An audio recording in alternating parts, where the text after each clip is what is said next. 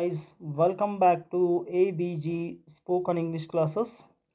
Today we are going to discuss the question answers of the lesson Physical and Chemical Changes.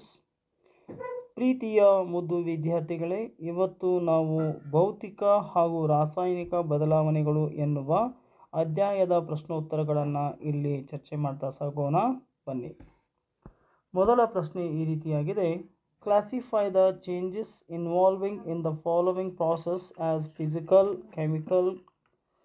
chemical changes. Classify ವರ್ಗೀಕರಿಸಿ ಅಂತ ಹೇಳಿದ್ದಾರೆ. Changes ಅಂತಂದರೆ ಬದಲಾವಣೆಗಳು involving the following process, ಈ ಪ್ರಕ್ರಿಯೆಯಲ್ಲಿ ಯಾವ ರೀತಿಯಾಗಿರ್ತಕ್ಕಂತಹ ಭೌತಿಕ ಮತ್ತು ರಾಸಾಯನಿಕ ಬದಲಾವಣೆಗಳು ಆಗ್ತವೆ ಅನ್ನೋದನ್ನು ವರ್ಗೀಕರಿಸಿ ಅಂತ ಹೇಳಲಾಗಿದೆ. ಮೊದಲನೇದು ಫೋಟೋಸಿಂಥಸಿಸ್, ಅದಕ್ಕೆ ನೀವು ಎಂದು ಕರೀತೀರಿ ದ್ಯುತಿ ಸಂಶ್ಲೇಷಣೆ ಕ್ರಿಯೆ ಅಂತ ಕರೀತೇವೆ. ಆಮೇಲೆ ಡಿಸಾಲ್ವಿಂಗ್ ಶುಗರ್ ಇನ್ ವಾಟರ್, ಅಥವಾ ಇಲ್ಲಿ ನೀರಿನಲ್ಲಿ ಸಕ್ಕರೆಯನ್ನು ವಿಲೀನಗೊಳಿಸುವುದು. Third one is burning of coal, ಕಲ್ಲಿದ್ದಲಿನ ಉರಿಯುವಿಕೆ. ಆ್ಯಂಡ್ ಮೆಲ್ಟಿಂಗ್ ಆಫ್ ವ್ಯಾಕ್ಸ್ ಅಂತ ಹೇಳ್ತಾರೆ, ಮೇಣದ ದ್ರವೀಕರಣ ಅಂತ ಕರೀತೇವೆ. So and fifth one is beating aluminium to make aluminium foil ಅಂತ ಹೇಳ್ತಾರೆ, ಅಲ್ಯೂಮಿನಿಯಂ ಅನ್ನು ಬಡಿದು ತೆಳುವಾದ ಹಾಳೆಯಾಗಿ ಮಾಡುವುದು ಅಂತ ಹೇಳ್ತಾರೆ. And the sixth one digestion of food ಅಂತ ಹೇಳ್ತಾರೆ, ಆಹಾರದ ಜೀರ್ಣವಾಗುವಿಕೆ ಅನ್ನೋದು. ಈ ಆರುಗಳನ್ನು ನೀವು ರಾಸಾಯನಿಕ ಮತ್ತು ಭೌತಿಕ ಒಂದು ಕ್ರಿಯೆಯಾಗಿ ನೀವೇನು ಮಾಡಬೇಕು, ಯಾವುದು ರಾಸಾಯನಿಕ ಕ್ರಿಯೆ ಯಾವುದು ಒಂದು ಭೌತಿಕ ಕ್ರಿಯೆ ಅನ್ನೋದನ್ನು ಬೇರ್ಪಡಿಸಿ ಅಥವಾ ವರ್ಗೀಕರಿಸಿ ಹೇಳಬೇಕು. ಮೊದಲನೆಯದಾಗಿ ಕೆಮಿಕಲ್ ಚೇಂಜ್, ಮೊದಲನೆಯದು ಫೋಟೋಸಿಂಥಸಿಸ್ ಅಂತಕ್ಕಂಥದ್ದು ಅಥವಾ ದ್ಯುತಿ ಸಂಶ್ಲೇಷಣೆ ಕ್ರಿಯೆ ಅಂತಕ್ಕಂಥದ್ದು ಒಂದು ರಾಸಾಯನಿಕ ಬದಲಾವಣೆ. ಆಮೇಲೆ ಡಿಸಾಲ್ವಿಂಗ್ ಶುಗರ್ ಇನ್ ವಾಟರ್ ಅಂದರೆ ನೀರಿನಲ್ಲಿ ಸಕ್ಕರೆಯನ್ನು ವಿಲೀನಗೊಳಿಸುವುದು ಏನಿದೆ ಫಿಸಿಕಲ್ ಚೇಂಜ್, ಇದು ಭೌತಿಕ ಬದಲಾವಣೆ ಅಂತ ಹೇಳ್ತಾರೆ.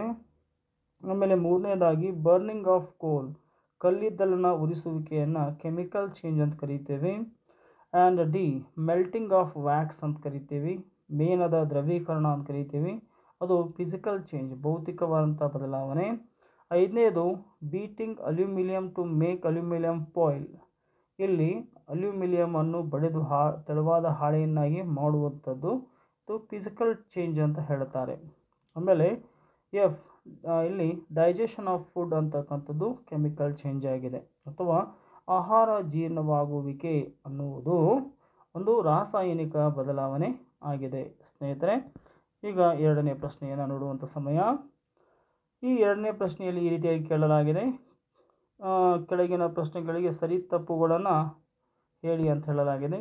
Cutting a log of oats ಅಂತ ಹೇಳ್ತಾರೆ, ಇಲ್ಲಿ ಮರದ ದಿಮ್ಮಿಯನ್ನು ತುಂಡುಗಳನ್ನಾಗಿ ಮಾಡತಕ್ಕಂಥದ್ದು ಈಸ್ ಅ ಕೆಮಿಕಲ್ ಚೇಂಜ್, ಇದು ಒಂದು ರಾಸಾಯನಿಕ ಬದಲಾವಣೆಯೇ ಅಂತ ಪ್ರಶ್ನೆ ಕೇಳಿದ್ದಾರೆ, ಅದು ತಪ್ಪು.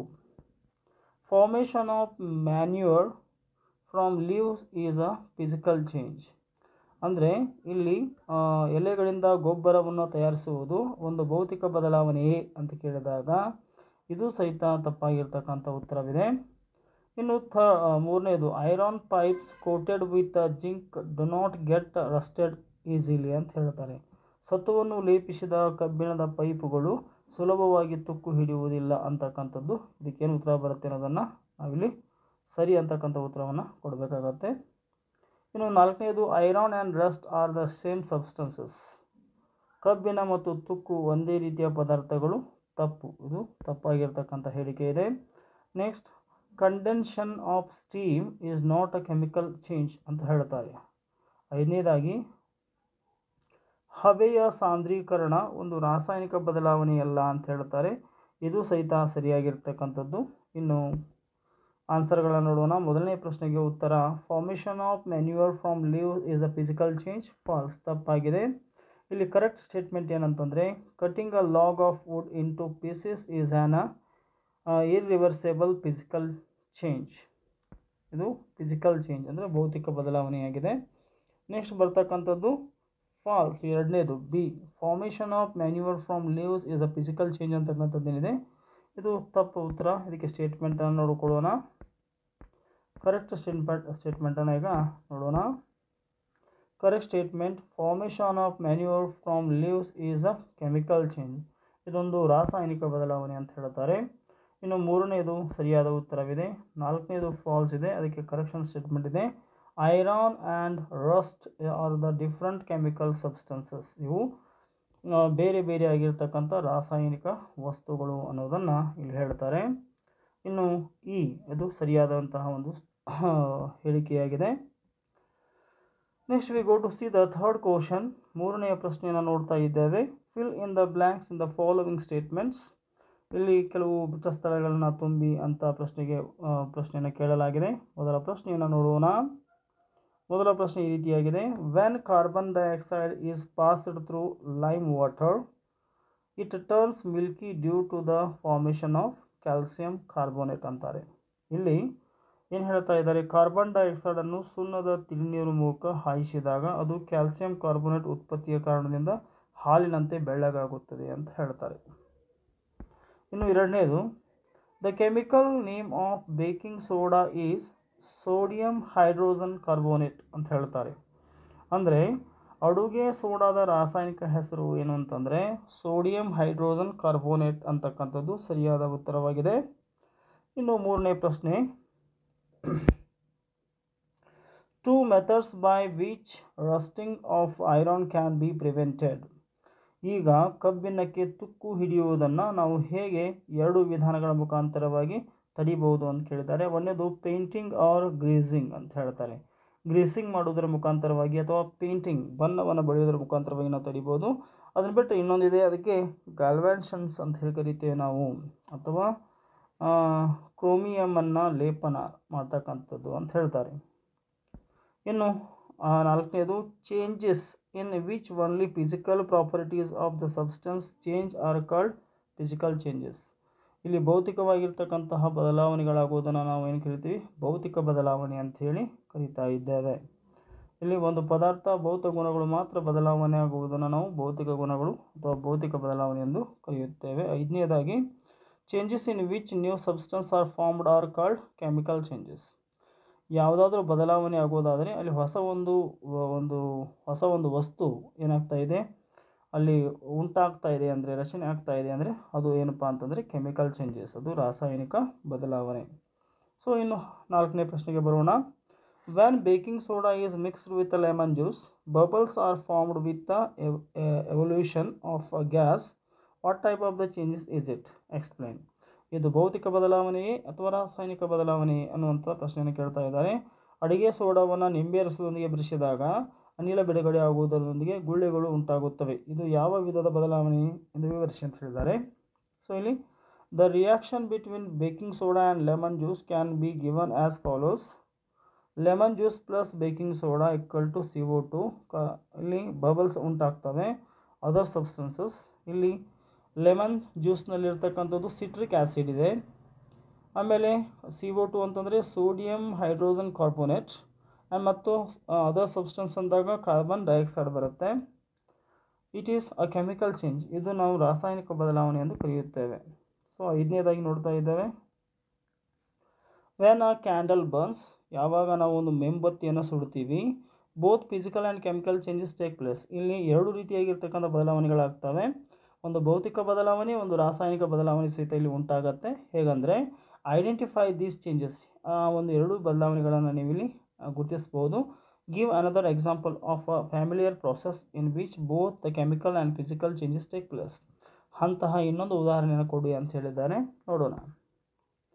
ವೆನ್ ಅ ಕ್ಯಾಂಡಲ್ ಬರ್ನ್ಸ್, ಯಾವಾಗ ನಾವು ಮುಂಬತ್ತಿಯನ್ನು ಅಥವಾ ಮೇಣದಬತ್ತಿಯನ್ನು ಸುಡ್ತೀವಿ, both physical and chemical changes ಅಕ್ಯೂರ್ಡ್.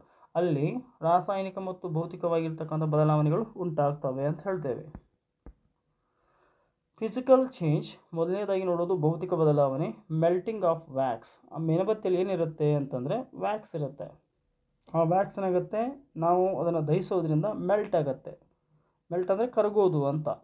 ಆಮೇಲೆ ಕರಿಗೇನಾಗುತ್ತೆ, ಅದು ವ್ಯಾಪರೈಸೇಷನ್ ಆಫ್ ಮೆಲ್ಟೆಡ್ ವ್ಯಾಕ್ಸ್, ಅದು ವ್ಯಾಫೋರ್ ಆಗುತ್ತೆ ಅಂತ. ವ್ಯಾಫೋರ್ ಅಂದರೆ ಗೊತ್ತಾಗ್ತಾನಲ್ಲ ನಿಮಗೆ, ಅದು ಕರಗಿದ ನಂತರ ವ್ಯಾಫೋರ್ ಆಗುತ್ತೆ ಅಂದರೆ ಈ ಗಾಳಿಯಲ್ಲಿ ಲೀನ್ ಆಗಿಬಿಡುತ್ತೆ ಅಂತಕ್ಕಂಥದ್ದು ಅಲ್ಲಿ ಹೇಳ್ತಾರೆ ಅವನು. ಇನ್ನು ಏನಾಗ್ತದೆ ಅಂದರೆ ರಾಸಾಯನಿಕ ಬದಲಾವಣೆ ಆವಿ ಆಗ್ತಿದ್ದಕ್ಕೆ ವ್ಯಾಪೋರಿಸಮ್ ಅಂತ ಕರಿತೀವಿ. ಎರಡನೇದು ಕೆಮಿಕಲ್ ಚೇಂಜ್ ಏನಾಗುತ್ತೆ ಅಂತ ನೋಡೋಣ. Burning of vapours of wax to give carbon dioxide heat and light. ನಾವು ಈ ವ್ಯಾಕ್ಸನ್ನು ವ್ಯಾಪೋರ್ ಮಾಡೋದ್ರಿಂದ ಅಥವಾ ಇದನ್ನು ಆವಿ ಮಾಡೋದ್ರಿಂದ ನಮಗೆ ಅಲ್ಲೇನು ಸಿಗ್ತಾ ಇದೆ, ಕಾರ್ಬನ್ ಡೈಆಕ್ಸೈಡ್ ಸಿಗ್ತಾ ಇದೆ, ಮತ್ತು ಶಾಖ ಸಿಗ್ತಾ ಇದೆ, ಲೈಟ್ ಸಿಗ್ತಾ ಇದೆ. ಅದರಿಂದ ಉತ್ಪನ್ನ ಆಗ್ತಾ ಇದೆ. ಏನಾದರೂ ಉತ್ಪನ್ನ ಆಗ್ತಾ ಇತ್ತು, ಏನಾದರೂ ನಾವು ಅದರಿಂದ ಪಡಿತಾ ಇದ್ವಿ ಅಂತಂದರೆ ಅದಕ್ಕೆ ನಾವು ಕೆಮಿಕಲ್ ಚೇಂಜ್ ಅಂತ ಕರೀತೇವೆ, ರಾಸಾಯನಿಕ ಬದಲಾವಣೆ ಎಂದು ಕರೆಯುತ್ತೇವೆ. ಇನ್ನೊಂದು ಉದಾಹರಣೆ ಕೊಡು ಅಂತ ಕೇಳಿದರು. ಇಲ್ಲಿ LPG ತಗೋಬೋದು. LPG is another example in which physical change occurs when LPG comes out of cylinder and is converted from liquid to gaseous ಅಂತ ಹೇಳ್ತಾರೆ. LPGಯನ್ನು ಎಕ್ಸಾಂಪಲ್ ಆಗಿ ತೆಗೆದುಕೊಂಡಿದ್ದಾರೆ. LPG ಒಳಗಡೆ ಅಂದರೆ ಆ ಒಂದು LPG ಟ್ಯಾಂಕ್ ಒಳಗಡೆ ಅದು ದ್ರವ ರೂಪದಲ್ಲಿರುತ್ತೆ. ಯಾವಾಗ ಅದು ಹೊರಗಡೆ ಬರುತ್ತೆ ಅದು ಏನು ಮಾಡುತ್ತೆ ಅಂತಂದರೆ ಅದು ಗ್ಯಾಸ್ ರೂಪ ಅಥವಾ ಗಾಳಿ ರೂಪವನ್ನು ಪಡೆದುಕೊಳ್ಳುತ್ತೆ ಅಂತಕ್ಕಂಥದ್ದು. Gaseous state and chemical change occurs when gas burns in air. ಮತ್ತು ಅದೇ ಗ್ಯಾಸನ್ನು ನಾವು ಉರಿಸೋದ್ರಿಂದ ಅಲ್ಲಿ ರಾಸಾಯನಿಕ ಬದಲಾವಣೆಗಳು ಸಹಿತ ಉಂಟಾಗೋದನ್ನು ಕಾಣಬಹುದು. So how would you show that setting of a curd is a chemical change. ಇಲ್ಲಿ ಹಾಲು ಮೊಸರಾಗುವುದನ್ನು ನಾವು ರಾಸಾಯನಿಕ ಬದಲಾವಣೆ ಎಂದು ಹೇಗೆ ತೋರಿಸುವಿರಿ ಅಂತ ಕೇಳಿದ್ದಾರೆ. ಅದಕ್ಕೆ ಸರಿಯಾದಂಥ ಉತ್ತರ ಇಲ್ಲಿದೆ. We can say that setting of a curd is a chemical change because we can't get the original substance. ನಾವು ಒಮ್ಮೆ ಆ ಒಂದು ಹಾಲು ಮೊಸರಾದಾಗ ಮತ್ತೆ ಮೊಸರಿನಿಂದ ಹಾಲನ್ನು ಪಡೆಯೋದಕ್ಕೆ ಸಾಧ್ಯ ಆಗುವುದಿಲ್ಲ. ಸೊ ಇದೊಂದು ಕೆಮಿಕಲ್ ಚೇಂಜ್ ಅಂತ ಹೇಳ್ತೇವೆ. ಮಿಲ್ಕ್ ಬ್ಯಾಕ್ ಮತ್ತು ಹೊಳಿ ಹಾಲನ್ನು ಪಡೆಯೋದಕ್ಕಾಗೋದಿಲ್ಲ. And a new substance is formed with a different taste. ಇಲ್ಲಿ ಒಂದು ಹೊಸದಾಗಿರ್ತಕ್ಕಂತಹ ಸಬ್ಸ್ಟೆನ್ಸ್ ವಸ್ತು ಉತ್ಪಾದನೆ ಆಗುತ್ತೆ. ಆ ಉತ್ಪಾದನೆ ಆಗಿರ್ತಕ್ಕಂಥದ್ದು ಟೇಸ್ಟ್ನಲ್ಲಿ ಸಹಿತ ಬದಲಾವಣೆಯನ್ನು ಹೊಂದಿರುತ್ತೆ, ಸ್ಮೆಲ್ನಲ್ಲಿ ಸಹಿತ ಬದಲಾವಣೆಯನ್ನು ಹೊಂದಿರುತ್ತೆ, ಆ್ಯಂಡ್ ಅದರ್ ಕೆಮಿಕಲ್ ಪ್ರಾಪರ್ಟೀಸ್ ಸಹಿತ ಬದಲಾವಣೆ ಆಗಿರ್ತವೆ ಅಂತ ಹೇಳ್ತಾರೆ. ಇನ್ನು ಏಳನೇದಾಗಿ explain why burning of wood and cutting it into a small pieces are considered as a different types of changes. ಇಲ್ಲಿ ಭಾಳ ಅದ್ಭುತವಾದಂತಹ ಉತ್ತಮ ಒಂದು ಪ್ರಶ್ನೆಯನ್ನು ಕೇಳಿದ್ದಾರೆ. ಒಂದು ಕಟ್ಟಿಗೆಯನ್ನು ಕಡಿಯುವುದಕ್ಕೂ ಮತ್ತು ಕಟ್ಟಿಗೆಯನ್ನು ಸುಡುವುದಕ್ಕೂ ಯಾವುದಾದ್ರೂ ಬದಲಾವಣೆಗಳು ಬೇರೆ ಬೇರೆ ಬದಲಾವಣೆಗಳಾಗ್ತಾವ ಅಂತ ಕೇಳಿದ್ದಾರೆ. ಹೌದು. Burning of wood is a chemical change. ಇಲ್ಲಿ ನಾವು ಕಟ್ಟಿಗೆಯನ್ನು ಒಡೆಯುವುದನ್ನು ಅಥವಾ ಕಟ್ಟಿಗೆಯನ್ನು ಸುಡುವುದನ್ನು ನಾವೇನು ಕರಿತೀವಿ, ಕೆಮಿಕಲ್ ಚೇಂಜ್, ರಾಸಾಯನಿಕ ಬದಲಾವಣೆ ಅಂತ. ಯಾಕಂದರೆ ನಾವು ಕಟ್ಟಿಗೆಯನ್ನು ಸುಡುವುದರಿಂದ ಅಲ್ಲಿ ಕಾರ್ಬನ್ ಡೈಆಕ್ಸೈಡ್ ಉಂಟಾಗುತ್ತೆ, ಹೀಟ್ ಸಿಗುತ್ತೆ, ಲೈಟ್ ಸಿಗುತ್ತೆ. ಸೊ ಅದು ಕೆಮಿಕಲ್ ಆಗಿರುತ್ತೆ. Because in burning new substance are formed as wood plus oxygen. ಇಲ್ಲಿ charcoal and carbon dioxide, heat plus light ನಮಗೆ ದೊರೆಯುತ್ತೆ. But cutting it into a small pieces, ಅದೇ ಕಟ್ಟಿಗೆಯನ್ನು ನಾವು ಚಿಕ್ಕ ಚಿಕ್ಕ ಭಾಗಗಳನ್ನಾಗಿ ಕತ್ತರಿಸಿದಾಗ is physical change because no new substance is formed. ಅಲ್ಲಿ ನಾವು ಒಡೆದಿರ್ತಕ್ಕಂಥ ಕಟ್ಟಿಗೆ ನಮಗೆ ಸಿಗುತ್ತೆ ಹೊರತಾಗಿ ಯಾವುದೇ ಹೊಸದಾಗಿರ್ತಕ್ಕಂಥ ಒಂದು ಫಾರ್ಮೇಷನ್ ಆಗಿರ್ತಕ್ಕಂಥ ವಸ್ತು ಸಿಗೋಲ್ಲ. We can only reduce the size of wood.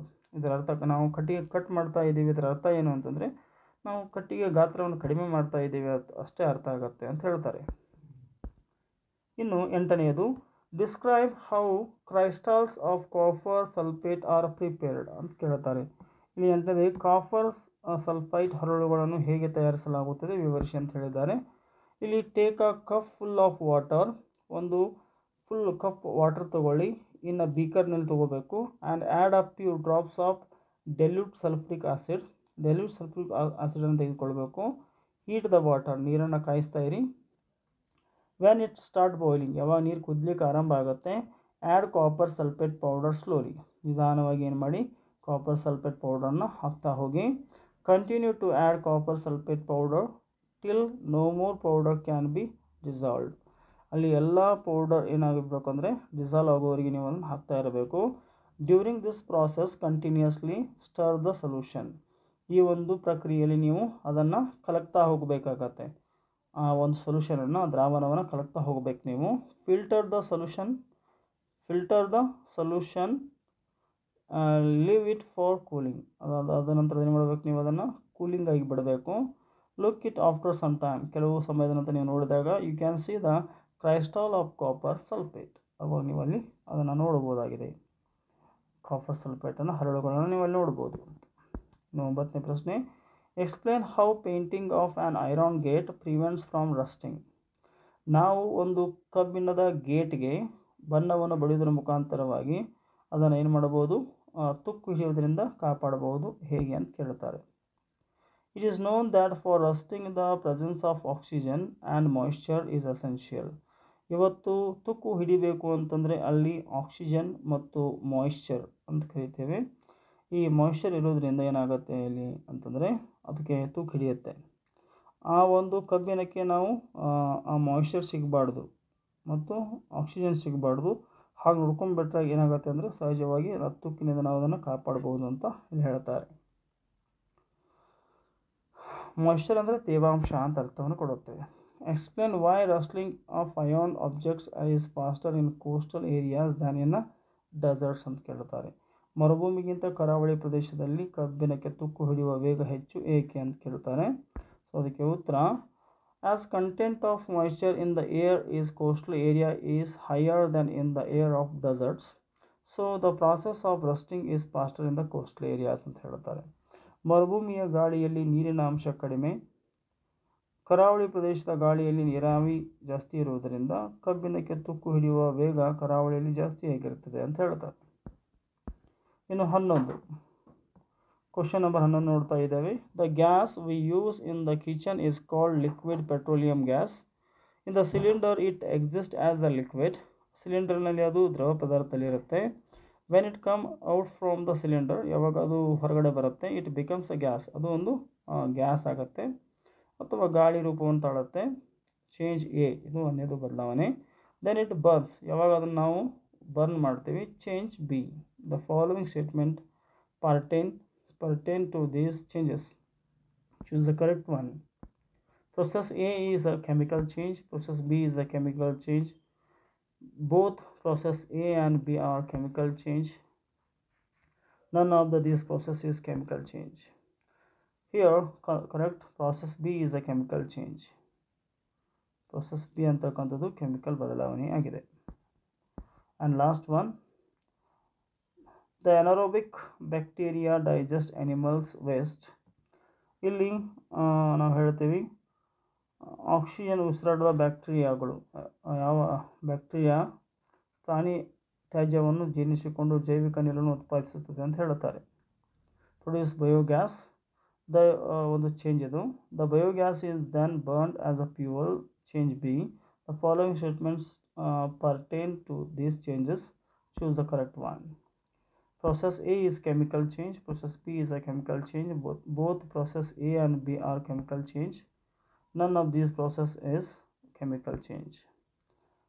Answer correct 3. Both process A and B are chemical change ಅಂತ ಹೇಳ್ತಾರೆ.